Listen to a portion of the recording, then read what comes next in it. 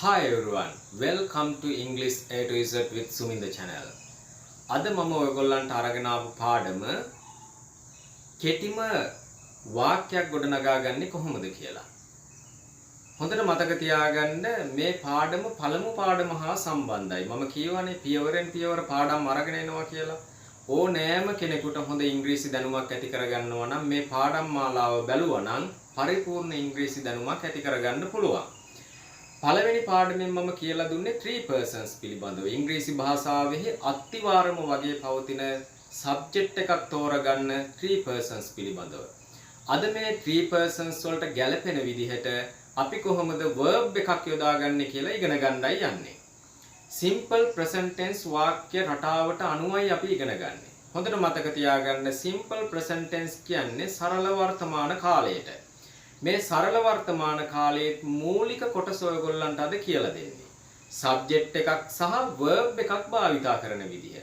ඒ වගේම මතක තියාගන්න මේ වාක්‍ය රටාව භාවිතා කරන්නේ එදිනෙදා ජීවිතයේ සුපුරුදු ක්‍රියාවන් විස්තර කිරීමට. තමන්ගේ ජීවිතයේ සුපුරුදු ක්‍රියාවන් විස්තර කිරීමට, සාමාන්‍ය සිදුවීම් විස්තර කිරීමට යොදාගන්නේ. එදිනෙදා සිදුවීම් විස්තර කර ගැනීම. දැන් යම් කිසි දෙයක් කර ඉන්නවා නම් ඒ කර ඉන්න දේ විස්තර කරන වාක්‍ය රටාව වෙනස්. හොඳයි. අපි පාඩමත් එක්ක ඉදිරියට විස්තර කතා කරමු. channel එක subscribe කරලා නැති අය ඉන්නවා නම් channel එක subscribe කරලා bell icon එක all දාගෙන මාත් එක්ක එකතු වෙන්න. එහෙමනම් අපි පාඩමට යමු. හොඳට බලන්න මේ note එක දිහා. මේ note එක දිහා බලනකොට ඔයගොල්ලන්ට මතක් වෙනවා ඇති මම කරපු පළවෙනි පාඩම මොකක්ද කියන එක. මං කරපු පළවෙනි පාඩම ඉංග්‍රීසි භාෂාවට අත්තිවාරමක් වගේ වුණු prepositions පිළිබඳව. ඇත්තටම මේකෙත් මම මේ prepositions පිළිබඳව පැහැදිලි කරලා තියෙනවා. බලන්න මුලින්ම තියෙනවා short sentences. කෙටි වාක්‍ය simple present tense. සරල වර්තමාන කාලය. මම මුලින් පැහැදිලි කරා වගේ හොඳට මතක තියාගන්න මේ simple present tense භාවිතා කරන්නේ සුපුරුදු ක්‍රියාවන් විස්තර කිරීමට. දැන් කර ඉන්න දෙයක් ගැන විස්තර කිරීමට නෙමෙයි. දැන් කර ඉන්න දෙයක් ගැන විස්තර කරනවා නම් අපි ඒක කියන්න ක්‍රමයක් තියෙනවා. ඒ ක්‍රමයෙන් දැනගන්නවා මේ ක්‍රියාව දැන් සිදු කරමින් ඉන්නවා කියලා. නමුත් අපි එදිනෙදා සිද්ධ කරන දෙයක් ගැන කියනවා නම් උදාහරණයක් විදිහට යම් කිසි කෙනෙක් දිනපතාම ඉස්කෝලේ යනවා. අපි හිතමු රාජා කියලා. රාජා හැමදාම ඉස්කෝලේ යනවා. සෑම දිනකම පාසල් යනවා. රාජා go to school every day. අන්න බලන්න. එතන සුපුරුදු ක්‍රියාවක් විස්තර කරන්නේ. අන්න ඒ වගේ simple present tense කියන්නේ සුපුරුදු ක්‍රියාවන් විස්තර කරන වාක්‍ය රටාවකට. හොඳයි. දැන් බලන්න මම මේ වාක්‍ය රටාව විස්තර කරන්න ඔයගොල්ලන්ට ක්‍රියාපද කිහිපයක් අරගෙන ඇවිල්ලා තියෙනවා. go, run, speak, jump, eat. ඒ වගේම මම ඔයගොල්ලන්ට සූත්‍රයක් වගේ ගෙනල්ලා තියෙනවා subject verb කියලා කොටසක්. subject එක කියන්නේ prepositions වලින් අපි ලබා ගන්න කවුද මේ ක්‍රියාව කරන්නේ කියන විස්තරය මෙතන ඇතුළත් කරලා තියෙනවා prepositions කියලා. verb කියලා කියන්නේ ක්‍රියාපදයේ පිළිබඳව. ක්‍රියාපදයක් කියලා කියන්නේ යම්කිසි දෙයකින් හෝ පුජ්‍යලයකගෙන් හෝ සතෙකුගෙන් හෝ යම්කිසි සිදුවීමක් සිද්ධ වෙනවා නම් අන්න ඒකට ක්‍රියාපදය කියලා කියනවා. prepositions කියන්නේ නාම පදවලට. හොඳට හිතලා බලන්න. රාජා කියන්නේ නමක්. අයි කියන්නේ පොදුවේ තමන් ගැන කියාගන්න තියෙන වචනයක්. මම කියන්න තියෙන වචනේ. ඕනම කෙනෙකුට මම කියන එක භාවිතා කරන්න පුළුවන්. ඒවට කියනවා සර්වනාම පද කියලා. අපි නාම පද පිළිබඳවත් ක්‍රියාපද පිළිබඳවත් විස්තර ඇතුව ඉදිරියට පාඩමකින් කතා කරමු. හොඳයි, දැන් අපි බලමු කොහොමද prepositions වලින් subject එකට අනුව ක්‍රියාපදයක් ගලපගන්නේ කියලා. බලන්න. I කියන first person singular form එකේ මම කියන වචනයට අපි මේ ක්‍රියාපද go, run, speak, jump, eat කියන කොටසින් go කියන කොටස අරගෙන කොහොමද ගලපලා හදාගන්නේ? I go. I go කියන්නේ මම යනවා. We go. We go කියන්නේ අපි යනවා. You go. You go කියන්නේ නුඹ යනවා. නැත්තම් තෝ යනවා. ටී යනවා.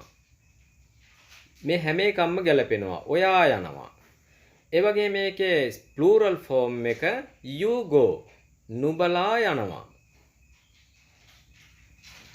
ඔන්න අපි වැදගත්ම කාණ්ඩයට ආවා simple present tense වල third person singular form එක. බලන්න එතනදී go කියන වචනයට es එකතු වෙලා තියෙනවා. ඒ කියන්නේ අපි මේ third person singular form එක සරල වර්තමාන කාලයේහි යොදා ගන්නකොට හොඳටම මතක් කරලා අපි යොදා ගන්න ඕන ක්‍රියාපදයකට s අකුරක්. ඒක වචන ස්වරූපයෙන් තියෙන මේ he she it කියන පදවලට subject එකට ක්‍රියාපදයක් යොදා ගන්නකොට ඒ ක්‍රියාපදයකට s අකුරක් එකතු වෙන්න ඕන. ඒ ක්‍රියාපදයේ o අකුරෙන් අවසන් වෙනවා නම් es එකතු කරගන්නවා. සාමාන්‍ය විදිහට s අකුරක් එකතු කරගන්න පුළුවන්. හොඳට බලන්න he go කියලා නෙමෙයි කියන්නේ. he goes. රාජා කියන්නේ ඒක වචන පදයක්. රාජා goes. she goes. Rani goes. it goes. dog goes. ඒ වගේම තමයි බහුවචන පැත්ත plural form එක. they goes වෙන්නේ they go. බහුවචනයක් නිසා they go. he and she go.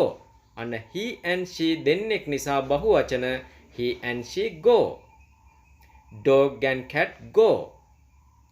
හොඳට මේක අධ්‍යයනය කරන්න මම පළවෙනි පාඩමෙන් මේ පිළිබඳව විස්තරයක් කරලා තියෙනවා three persons පිළිබඳව.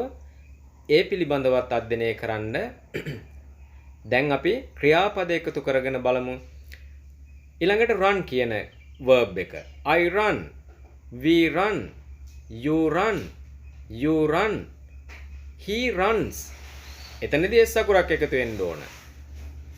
එතනදී s අකුරක් විතරයි e අකුරක් එකතු වෙන්නේ. He runs. Raja runs. She runs. Rani runs. It runs. Dog runs. බහුවචන ස්වරූපය they run. He and she run. Dog and cat run. speak කියන පදේ මේ speak කියන ක්‍රියාපදය speak නෙමෙයි. speak කියලා උච්චාරණය කරන්න එපා. speak. speak. හල් සයන්න සාමාන්‍ය විදිහට බොහොම සුළුවෙන් උච්චාරණය වෙන්න ඕන. speak කියලා කියන්නේ speak. speak. I speak. We speak. You speak. You speak. He speak. Raja speak.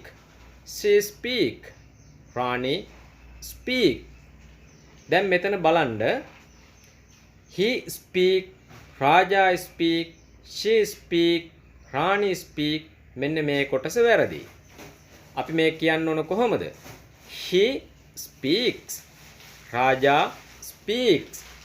She speaks. Rani speaks. ඒවා එකට කියන්න. he speak කියලා කඩන්න ඕනේ. එකට කියාගෙන යන්න. එතකොට ඒ උච්චාරණ ක්‍රමය බොහොම ලස්සනයි. he speaks. Raja speaks. She speaks. Rani speaks. It speaks. Dog speaks. බහුවචන ස්වරූපය they speak. He and she speak. Dog and cat speak. ඊළඟට jump. I jump. We jump. You jump. You jump. He jump. Raja jump. She jump. ඒ විදිහට කියන්නේ he jumps. Raja jumps. She jumps. Rani jumps. It jumps. Dog jumps. බහුවචන ස්වරූපය they jump. They jump. He and she jump. And she jump. Dog and cat jump. Dog and cat jump. කියන එකත් එහෙමයි. I eat. We eat. You eat. You eat. He eat. Raja eat. She eat. It eat. වැරදි. ඒකටත් s අකුරක් එකතු වෙන්න ඕන. කොහොමද කියන්නේ? He eats. Raja eats. She eats. Rani eats. It eats. Dog eats. බහුවචන ස්වරූපය they eat. He and she eat. Dog and cat eat. මෙන්න මේ විදිහට තමයි ඕක උච්චාරණය. third person singular form එක තරමක් සංකීර්ණයි වගේ පැටලිලි සහගතයි වගේ තේරුණාට ඔයගොල්ලන්ට හුරු වෙනකොට මේක හරියනවා. හොඳට මතක තියාගන්න present tense සරල වර්තමාන කාල වාක්‍යක third person singular form එකේ ක්‍රියාපදයකට s අකුරක් එකතු කරන්න ඕන. තවදුරටත් අපි මේ පිළිබඳව ඉදිරියට පාඩම් වලින් සාකච්ඡා කරනවා. ඔබට පාඨමාලාවක් හදාරනවා වගේ ඉංග්‍රීසි භාෂාව පිළිබඳව පරිපූර්ණ අවබෝධයක් ඇති කරගන්න පුළුවන් මගේ මේ පාඩම් මාලාවට සම්බන්ධ වීමෙන්. එහෙමනම් subscribe කරලා එකතු වෙන්න. ඔබට හොඳ ඉංග්‍රීසි දැනුමක් ලබා ගන්න bell icon එකත් all දාගන්න. එහෙමනම් see you in the next video.